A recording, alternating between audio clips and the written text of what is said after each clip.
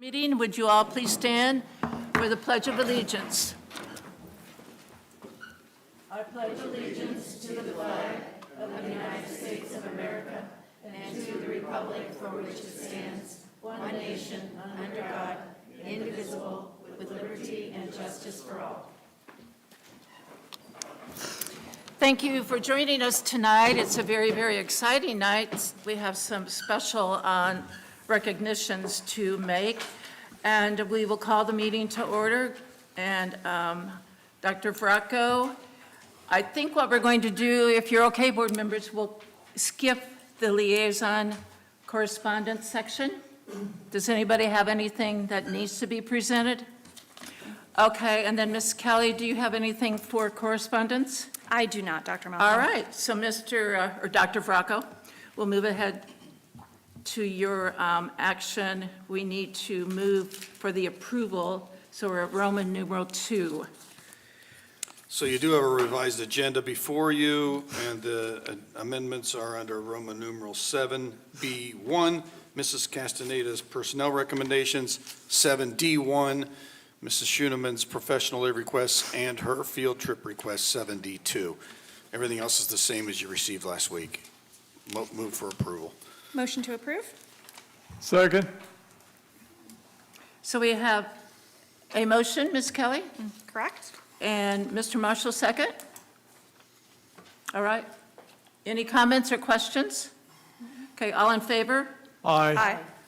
All opposed? All right, motion carries. And are there any public comments? No?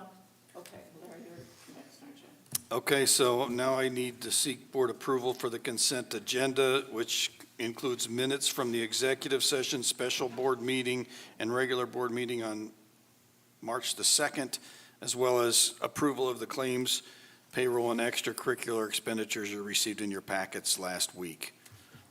So moved. I'll second.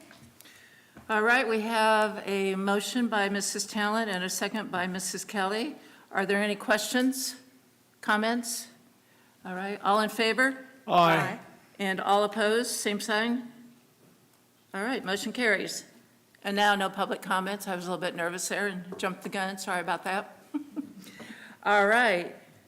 And now I am so sorry. First of all, we were late, which we feel really bad about, and I left my glasses in the car, so I can't really see this agenda too well. You've got a team. We'll help. All right, we are ready for Dr. Vracco's section.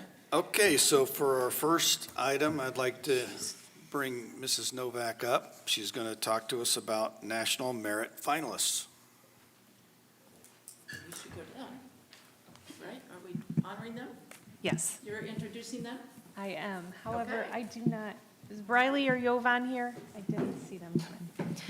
Okay, so I will talk about these. They're not here, so if you guys want to stay seated, Oh, unless there's, I'm sure there's more after me, though. do you need a pair of glasses? No, I'm good. So Lake Central High School is very proud. We have 2 National Merit finalists this school year, which is an outstanding accomplishment on behalf of them. The students' names are Riley Hansen and Jovan Kolar. And being a National Merit finalist means that they are in the top 1% of all students that took that PSAT last year. So if you want to break that down even more, it's basically 2 out of 16,000 semifinalists. So we're very proud to have 2 of them here at Lake Central High School. So these are students that are very busy. I'm sure they are doing many extracurriculars right now and have full schedules, but I will call them down and give them their certificates tomorrow. But Riley Hansen and Jovan Kolar, outstanding students. We're very proud of them. Great.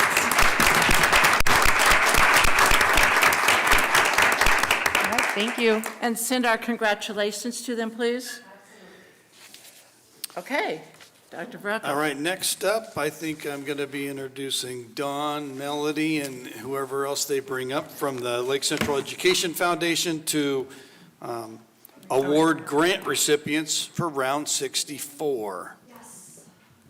All right, and you know, you hear me talk all the time, board members and administration, about this wonderful LCEF volunteer group, and here they are. You actually get to meet them tonight. What an honor. So thank you for being here, and we want to come down to do our congrats. First, we would like to say while they're coming down, first I'd like to say thank you to the board for allowing us to do this, Rob, for helping us coordinate it, and everybody for all you do and you guys helping to sign off on all of it. I appreciate it immensely.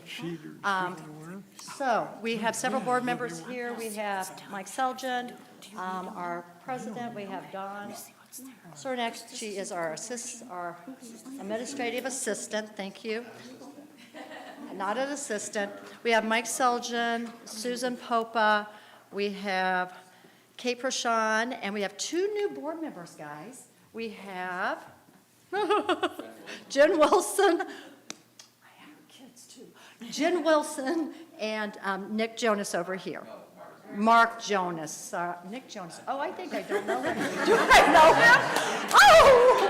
Wouldn't that be exciting, guys? He's got really deep pockets. Nick Jonas.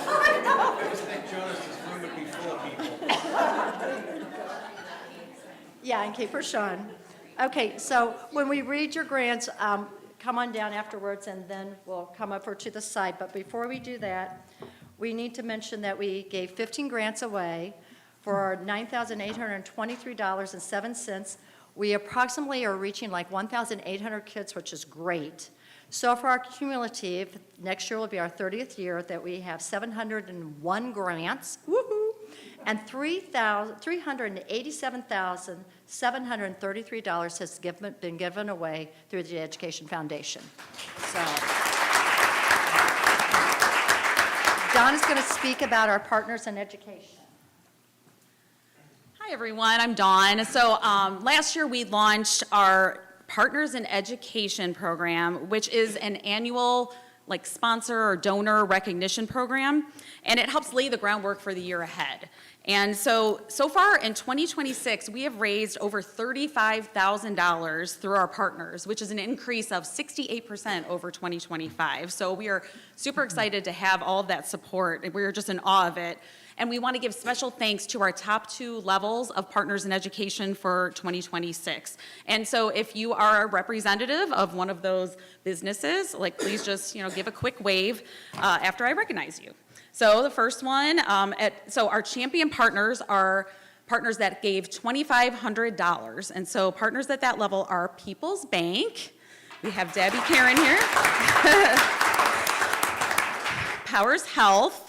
I don't think we have anyone from Powers here. Purdue University Northwest, Summers Plumbing, Heating, and Cooling.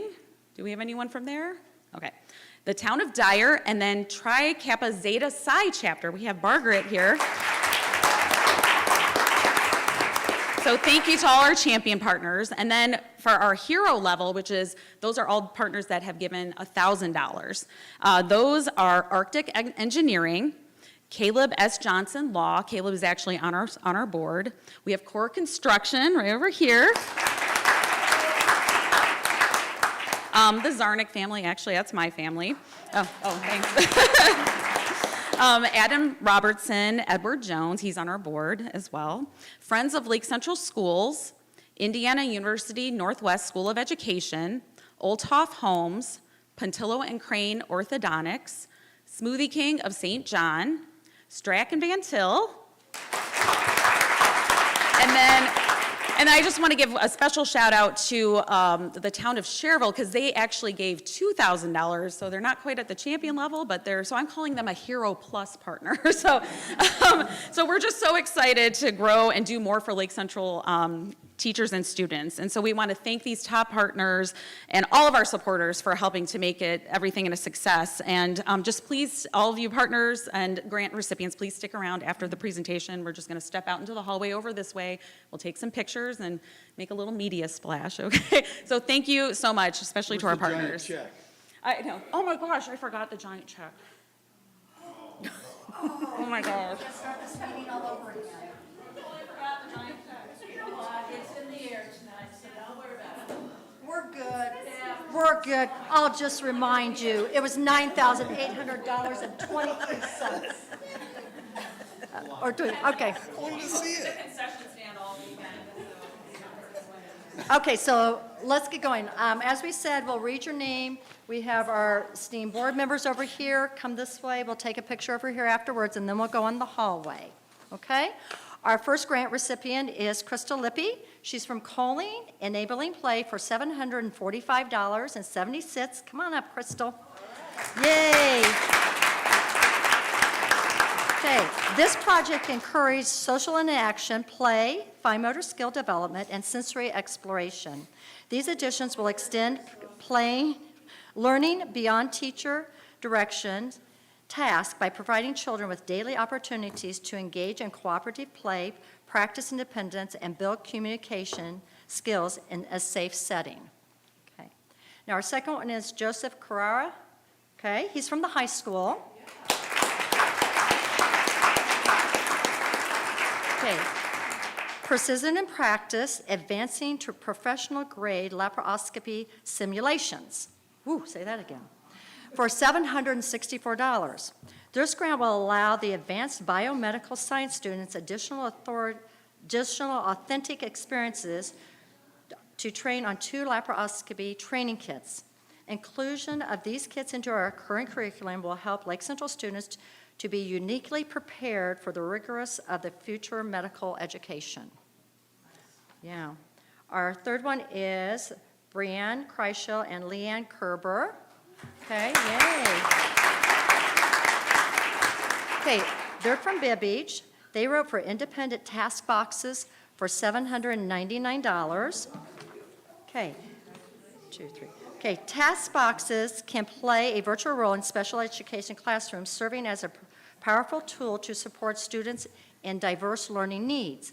These structured activities not only promote independent work, but also foster skill development across various subjects. So, yay. The next one, this is kind of a combination. Amber O'Brien and Yesenian Corral wrote for decodable readers, and their grants are $800. And then Shannon D. St. Jane and Morgan wrote for decodable readers, and they received for $558. They kind of ordered different things. Okay. First graders will use a variety of decodable skills to build fluency, automaticity, and communication skills. They will have access to engaging, decodable books and will help them build confidence in their reading. Okay.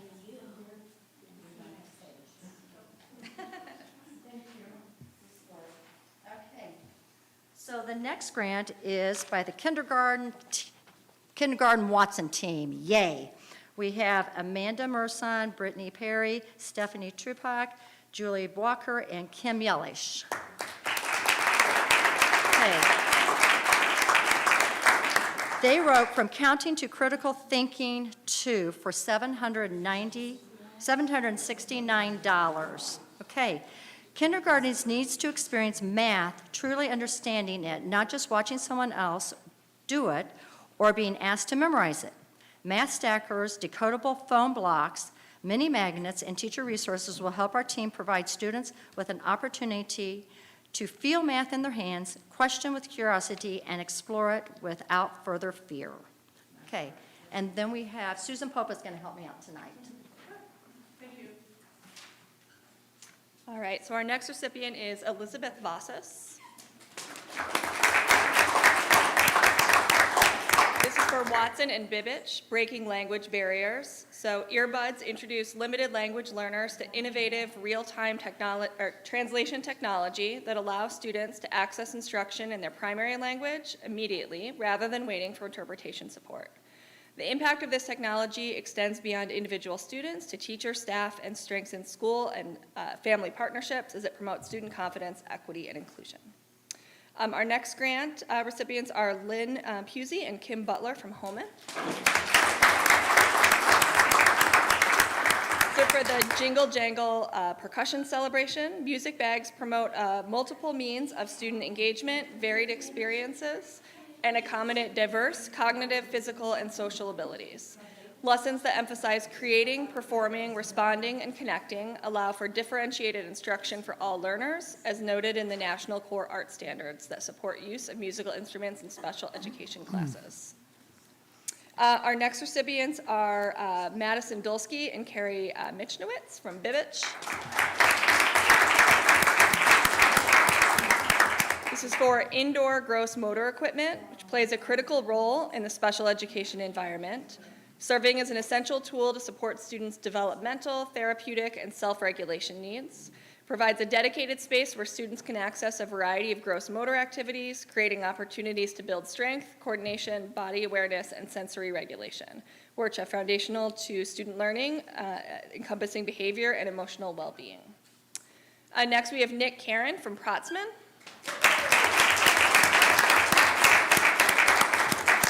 Grant is for elementary physical education golf.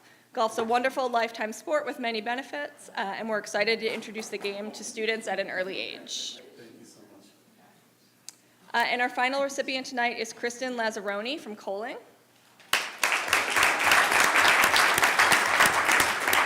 This is for a sensory room to support student regulation and behavior. It's a necessary and meaningful addition to the school. It will directly support student regulation, safety, and learning, while ensuring instructional spaces remain effective and purposeful.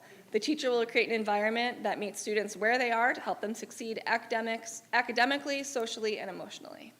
So congratulations to all of our grant recipients.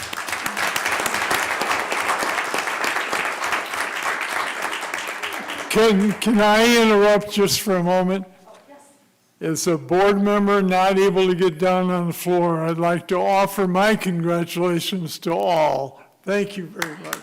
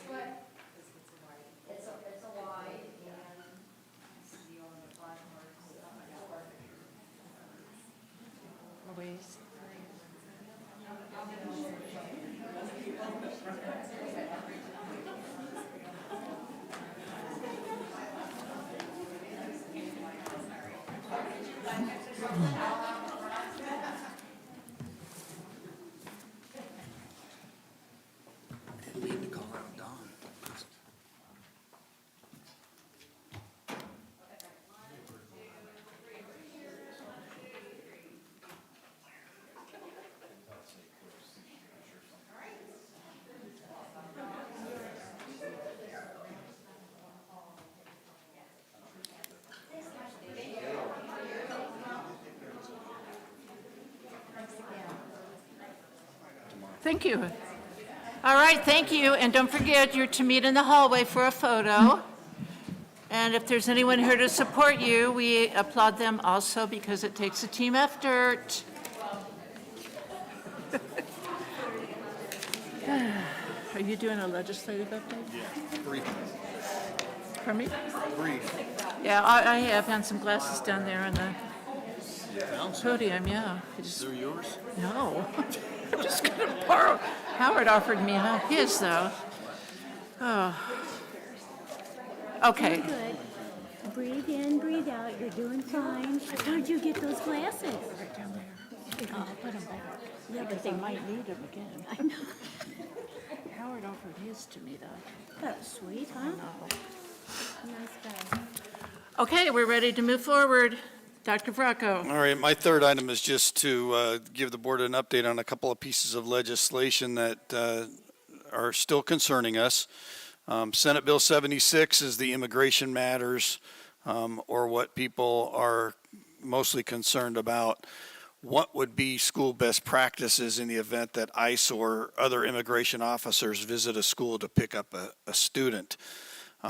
Historically, again, we have not released students without serious crime accusations by local police to anyone other than parents. And when local police remove students from our school, they conduct those interviews at the station with video and audio of the interview being recorded and archived. So we are hoping for some Indiana Department of Education guidance in the near future. just want the board to recall that we did bring the topic up in our third House session back in February with our locally elected officials.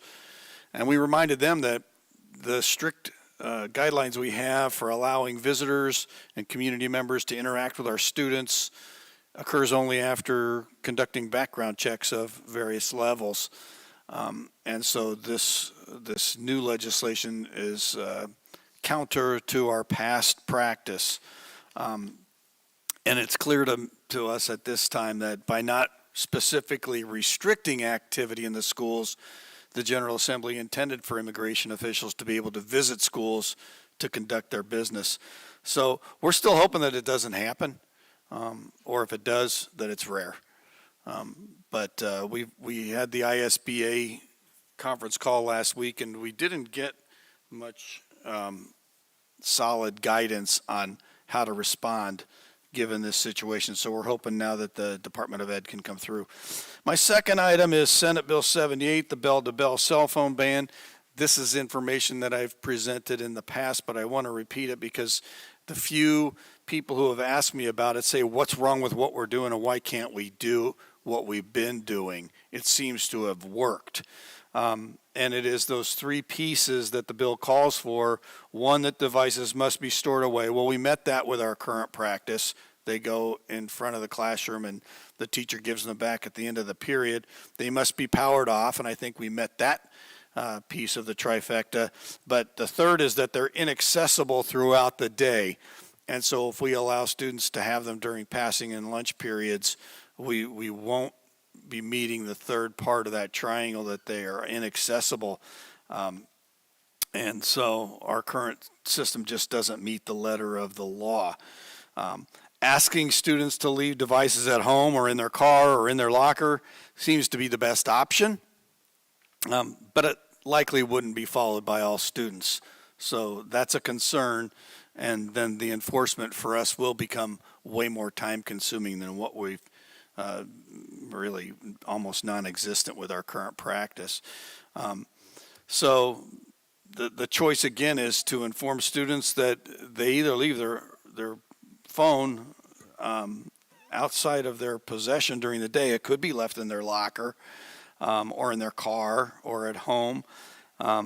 Or otherwise, the other option is for us to have some kind of a pouch that we can lock the phones in for the entirety of the day and then figure out how at the end of the day we get every phone back to every child before they have to catch the bus. So we really don't have two options. Not in any school with any size. Any school with a large population has to just make the mandate. I'm sharing this policy again because I'm going to probably need to drip it on parents quite a bit so they know what is coming next school year. And then I'll just finally, I shared this the last time, but personal devices are permitted in very limited circumstances. One, when the student has an IEP or a 504, when they are monitoring like their blood sugar level on the device, and we have a note from a doctor that says this is the best way to do that. And in some cases, students use their personal device for language translation and other special ed needs. So those will still be permitted. But for the most part, phones and watches that can connect to the internet or do email are going to be prohibited during the school day if they're the personal device item.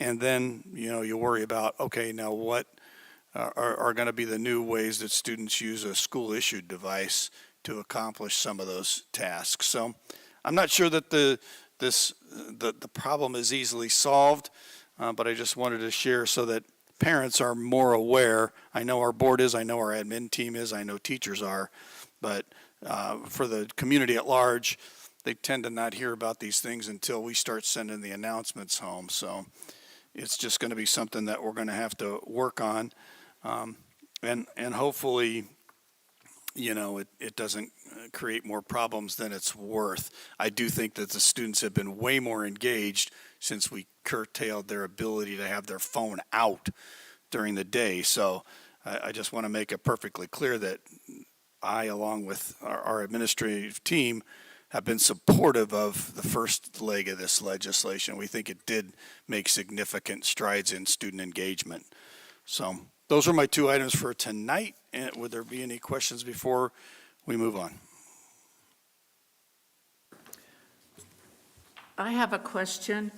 How many years has this been implemented already at Lake Central, Mrs. Novak? This is your third year? And it has gone well? I think so. I mean, kids are always going to be kids, you know, they'll have a live phone in their pocket and they'll put an old phone in the, Oh, of course, you know, they learn how to play the game. sure. You know, they're kids, they're smart kids. We're blessed to Yeah. have smart kids. And at the middle But school? we've made the Oh, point where it has to be, it can't be seen in the classroom, so we've made that very clear. So I think it's gone, I think our test scores show that we're doing well here, so I think that adds to it as well. We want them engaged. I announce it every morning that phones should be put away, they should not be used. So they hear it repeatedly, so hopefully that comes across. and so I'm assuming teachers are in support of it, Yes. and parents?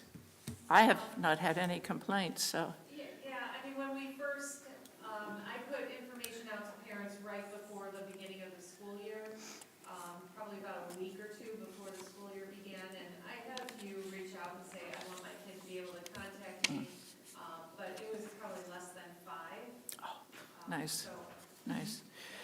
And what, overall, it's gone very well. good. And Mr. Graber, what about at the middle school? Same as what Mrs. Novak said, our kids are required to keep them in their lockers and or in their backpacks, which are in their lockers.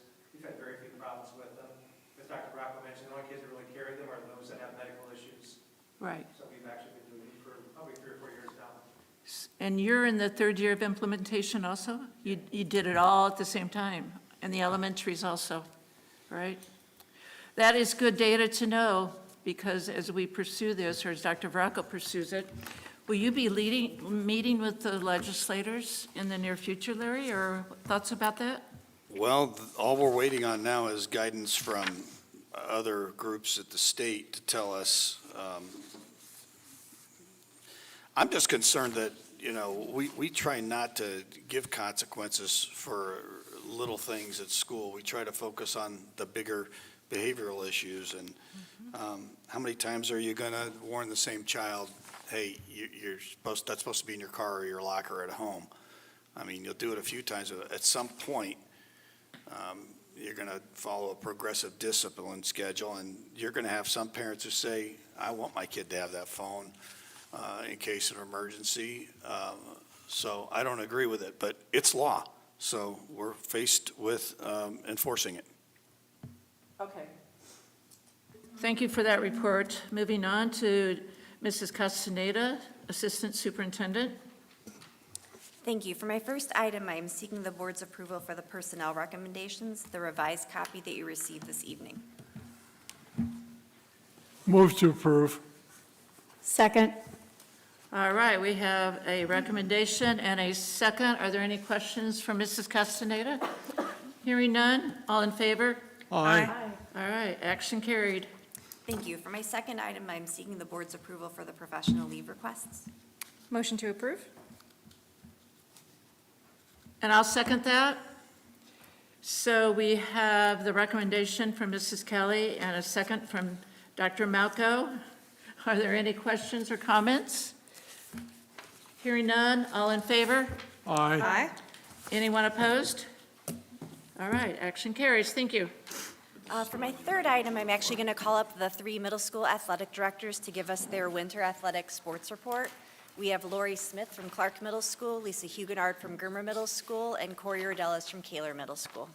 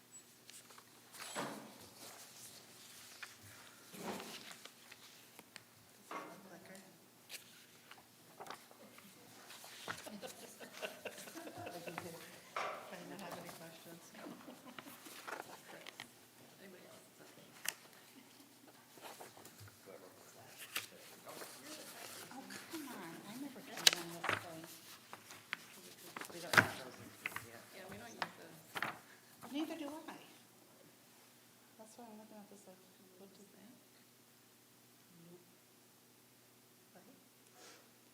See, you gave it to the wrong person. It shows it's on. I do. Is it turned on? See, it moved. Oh, it finally. It's doing its own thing now.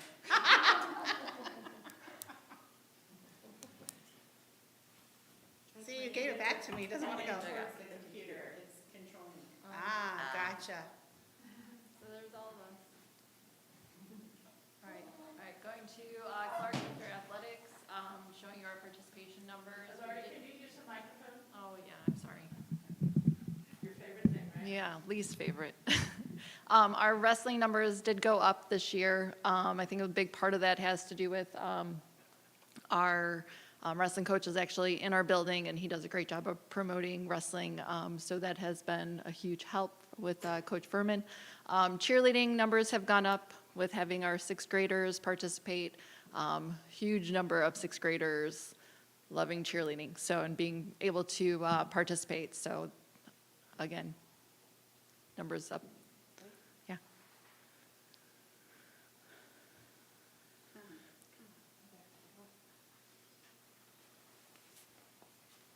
Here are our highlights. Any questions? That was probably one of our best wrestling seasons. We've struggled, so that we were actually second place in our conference tournament was huge for our athletes. Mhm.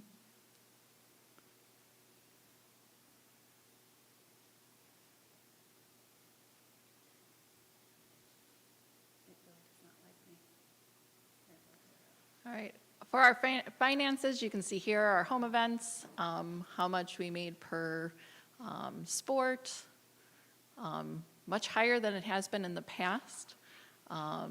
We were able to purchase more hurdles, and we were able to, well, future purchases for football uniforms. We do a rotation, so that's in our rotation, shoulder pads, helmet reconditioning.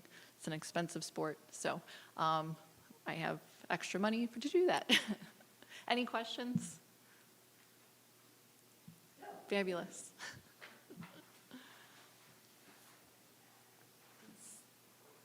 I'm not ready to hand this thing to you. I do have a question. Where does your dance team fall? Are they considered athletic?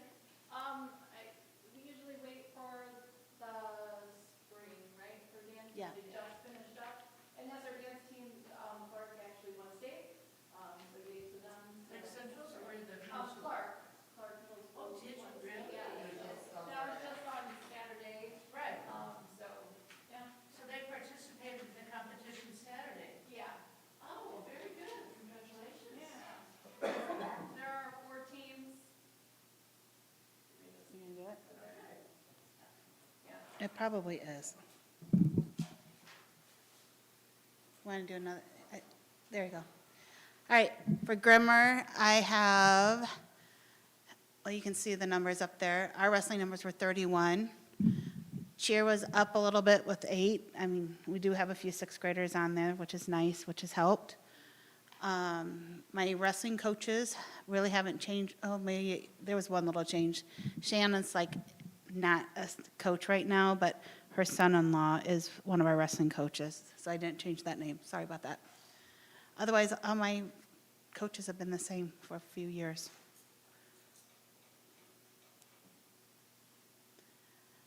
Recognitions, conference records for the boys basketball, 2 and 5 for both teams. And then wrestling was 2 and 4, and duels. They did well individually. Those kids did very well individually. It's hard to win when you don't have a lot of numbers to fill all the spots. And help purchase hurdles with Clark, of course, and then I have my income and expenses. Any questions? And so the Grimmer dance team was with Kaler, right? Did I see that? Yeah, and we got 3rd place. Third in the state? Yes. Oh, good. Congratulations. Very good. And then there's my teams.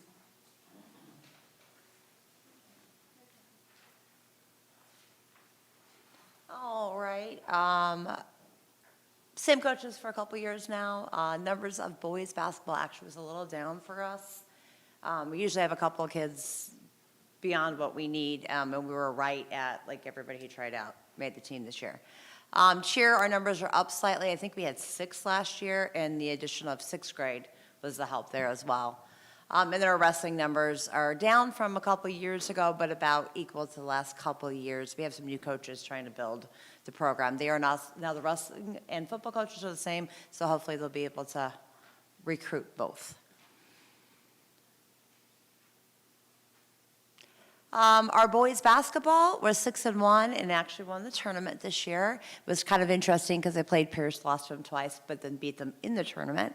So you never know. You can always turn it around. 7th grade is a building year this year. We're hoping to see more success for them next year as 8th graders. Our season record in wrestling was 2-5, and then our cheer participated in a couple of championships, and there are their finishings. And there are my finances. Whatever reason we don't have up there what we did this past year, but we did buy quite a few helmets, quite a few shoulder pads, almost replaced all of them last year. And football is up for new uniforms this coming year, and boys basketball just got new uniforms as well. Any questions? Thank you very much, ladies.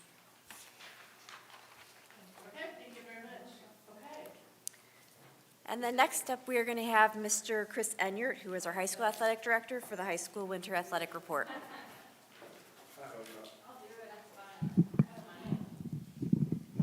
We'll try this and we'll go from there.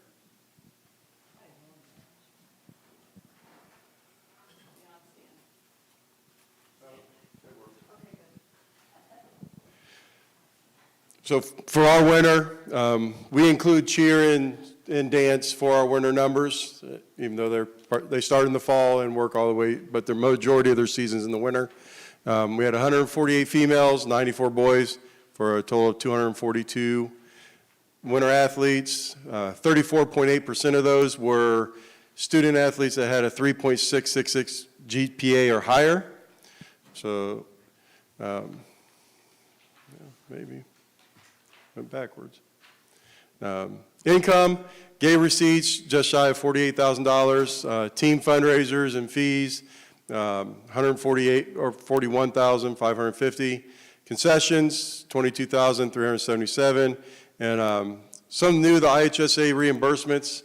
Used to be they were checks that showed up eventually. Now all the IHSA reimbursements, they push through online through our EventLink account. Then I move the money from my account into the team accounts for it. There's no way for me to withdraw from EventLink, but it goes towards what I pay for officials. So it's just less money I'm putting into one account and depositing. So we had a total income of $223,132.08. Expenses, game workers, a little over $17,000. Officials, a little over $19,500. Golf course rental, this is for the year, for the full year for boys and girls in the fall and the spring of $6,400. Who doesn't want to get paid when your course is closed? So it's a nice little kick to them, but you know, for what teams are paying for golf courses right now, it's good that we still have this relationship with them. Most courses are, I won't say the number, but a lot more than that lately. Equipment, team gear, team traveling lodging was $118,168.76. Training room and weight room, $4,722.80. That's updating equipment that's either broken or we need to replace. And then for the training room, ordering more tape and supplies to treat our kids. Miscellaneous, that just kind of covers everything, membership dues, patches, certificates, everything kind of under the sun. $21,000. Concessions was an expense of $17,609. So our total expenses were $204,880.92. Two big bills I'm waiting for is football reconditioning, like you heard from them. Mine usually costs about between $15,000 and $20,000. And then, once I get that in and know how many helmets failed, then I have to order new helmets, about $500 to $600 a piece, and then a handful of shoulder pads. So I'll have another $30,000 to $40,000 once all that comes through. Our team success, maybe. Boys basketball lost in the sectional championship to Crown Point. Boys swimming, great, fun day of sectional championships. They won the sectional IHSA team championship for the third year in a row. Very dominant in the swimming events, where Crown Point went 1, 2, and 3 in diving. That's a lot of points that go towards your team. But it came down to all we had to do was beat Crown Point in the last race and not false start or fall off the starting block on the relay, and we would win it. So we were managed to do that. And we had a handful of individuals in relays qualify for the IHSA state swimming and dive meet. Boys wrestling, we had all 14 wrestlers that qualified for regionals this year. It's only the second time since I've been here. From there, we had 2 kids go to state. Luke Need qualified. Unfortunately, he lost in the Friday night. Didn't get to the placement matches. And then Cruiser Wedef placed 6th for the second year in a row, just up a weight class. Last year he's at 106 pounds, and this year he's at 113 pounds. So, Mr. Ingram, before you go ahead, are a lot of individuals in the swimming and wrestling, are they seniors? Are there a lot of seniors or? No, our boys were pretty young. Our boys and girls were pretty young. In both events? In wrestling. And then basketball, I know we have several seniors, I know, right? Yeah, boys basketball, we had 5 seniors graduate. And then in girls basketball, we had 3. So. And you don't have down here about your son breaking what did he break? He broke the school's rebounding record in a game. He had 22, so. Yep, thanks. Girls basketball, they lost in the sectional championship game. Girls swimming, Abigail Campbell, and we had 1 relay, got a call back. Abigail qualified in 2 events. She finished 9th and 10th. One was the 200 IM, the other one was the 500 free. I think that was 9-10, could be 10-9. I can't remember off the top of my head. Girls gymnastics, this was this past weekend at Ball State.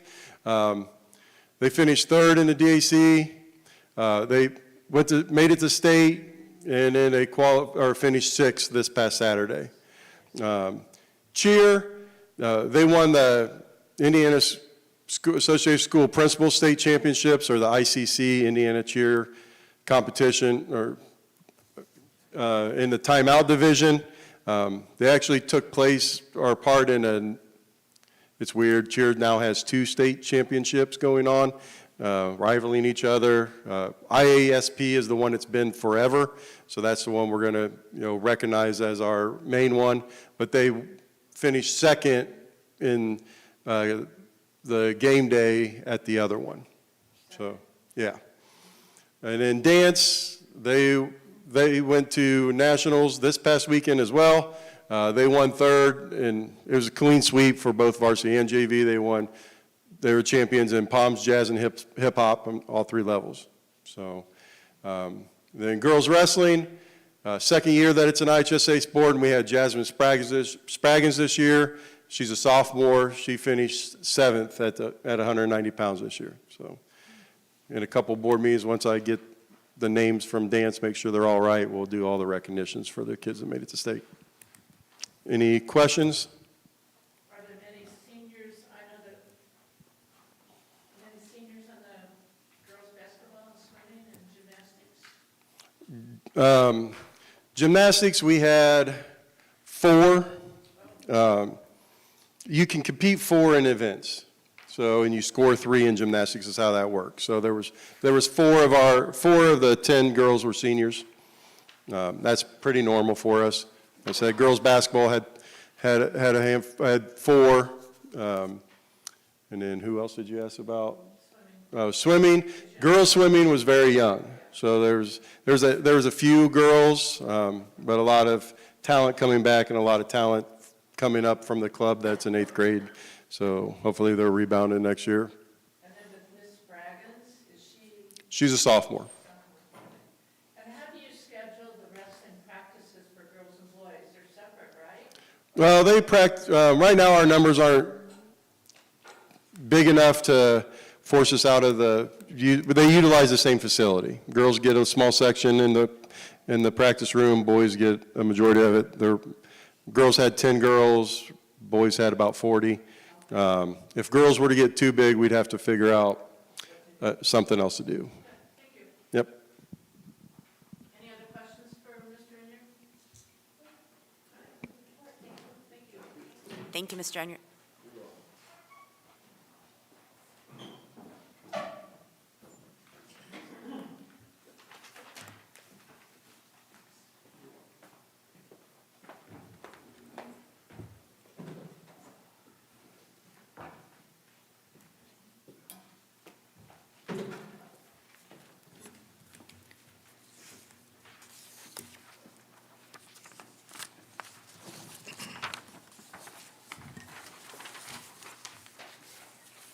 Okay, and moving forward, we have Dr. Bracy, Director of Primary Education.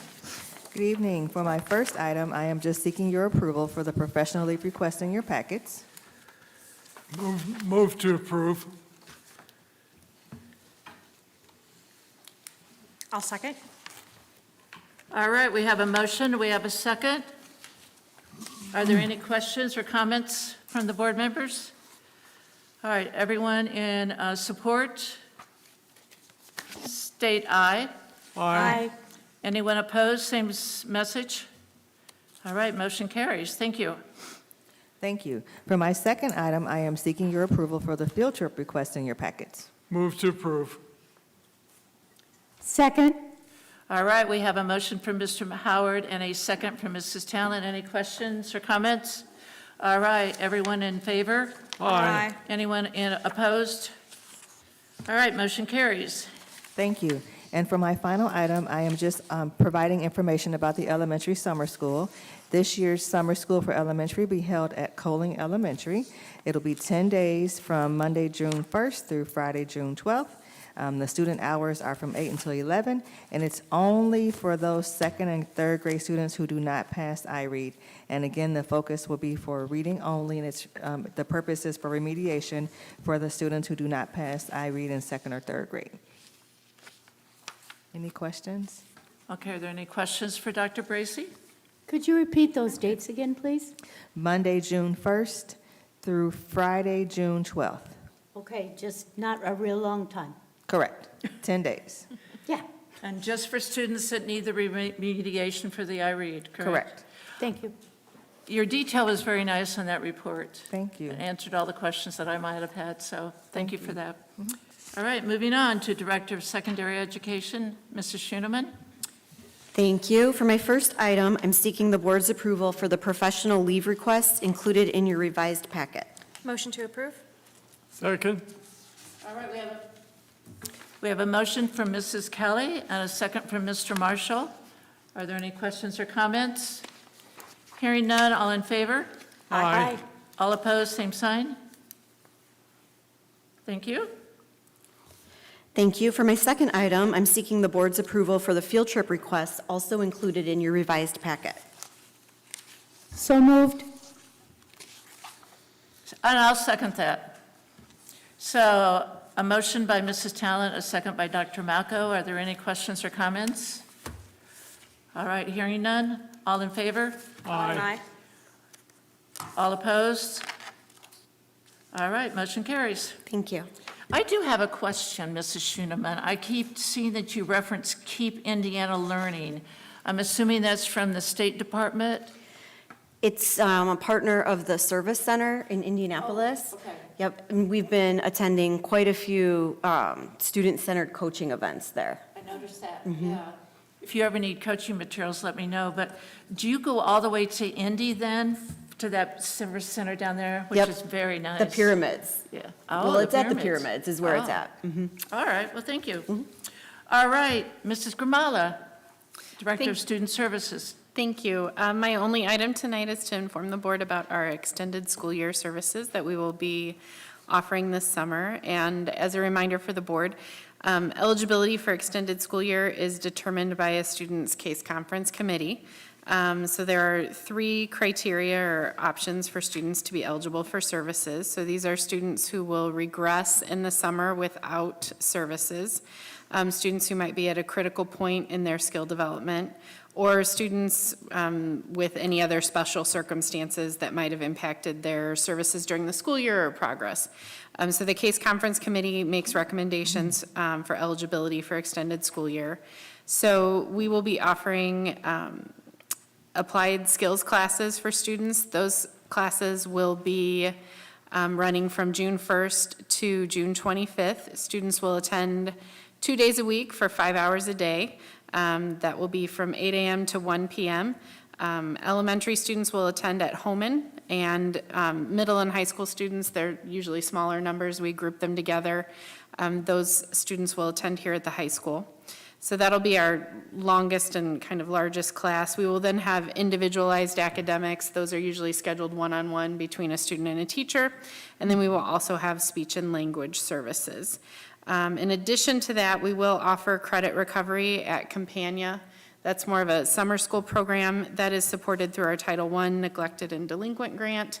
And just as a reminder, we offer that because our students at Campania enter in various times during the school year. And by offering that summer school program, it allows them to continue working on credits for students who might be credit deficient. So those will be our offerings this school year, or during the summer. Any questions? Am I correct in assuming parents will provide their own transportation? No, we, for our applied skills classes, because those are longer chunks of time, we do transport those Okay. students. For the speech and language, because it's just typically a 30-minute chunk, parents transport. And then for the academics, because those are also short periods of time, parents do provide transportation. But we provide transportation for the applied skills classes. Okay, thank you. And Dr. Bracy, for elementary, parents provide? Correct. We do not provide transportation for summer school. Okay, thank you. You're welcome. And we have Mr. Ledger yet? I don't have anything tonight. Okay, you're just visiting. I am. Awesome, great visitor. And Mr. James? Thank you. My first item is to seek the board's approval to apply for the semi-annual common school loan through the state's education technology program. The maximum amount that we can apply for this round is $840,700. And just to refresh the board's memory, these are the dollars that we use to replace the Chromebooks, the iPads, and the smart boards in our classroom and for the students to use. And when we get approved, since we do these regularly, one comes off the books while one comes on, so it's debt neutral for us. So I seek your approval to apply for this loan. Motion to approve? Is there a second out there? Second. Second, all right, we have a motion from Ms. Kelly and a second from Mr. Marshall. And I think we're so much in support of this, Mr. James. And I know there's many districts in the state of Indiana that don't even know this exists, so good for you for being on top of it. All those in favor? Aye. Aye. And those opposed? Same sign? All right, motion carries. Thank you. Appreciate the support. And my other item is to seek your approval for the donations that were included in your board packet. Move to approve. Second? All right, we have a motion from Mr. Howard, a second from Mrs. Talent. Any questions of Mr. James? All right, hearing none. All those in favor? Aye. Please. All right, and those opposed, same sign. Motion carries. Thank you. Thank you. No public comments. That's what we like, no public comments. And now it's time for board comments. Mr. Marshall, would you like to start? Any board comments in consideration? Thank you. I have nothing this evening. Thank you, but he has nothing to say. All right, thank you very much. And Ms. Kelly? No comments this evening, thank you. All right, no comment. And Mrs. Talent? I do. I just wanted to say that we've heard a great deal about the wonderful accomplishments of the winter sports activities and some very fine academic accolades. That is wonderful. Also, we've had a great play that I've had an opportunity to see. That was Charlie and the Chocolate Factory. The students did a wonderful job. The gymnastics students, like that balance beam just amazes me. And also Best Buddies basketball program. Oh my goodness, what a wonderful fun evenings that presents. And then, of course, we have our wonderful centralettes that are part of the athletics. And so just a lot of things going on. Lake Central never sleeps, right, Mrs. Novak? Absolutely. Absolutely. So you can't do the balance beam? Oh, it is very tricky, I agree. Not that I can do it either, but, well, yeah, and I was able, or I've heard that all three of our middle school bands placed first. Some were first place gold with distinction, which means probably a perfect score. I haven't heard about the middle school choirs, but I do know that there was a lot of activities going on. I don't know, Mrs. Novak, if you could update us. Science Olympiad was somewhere for a state competition, and Math Counts was somewhere for our state competition. Maybe you could send us an email how they did. Would you mind? I appreciate that. All right, Dr. Bracco, it's your turn now. All right, our next meeting will be here on Tuesday, April 7th. Tuesday, not Monday, Tuesday, April 7th. Thank you. All right, call for adjournment.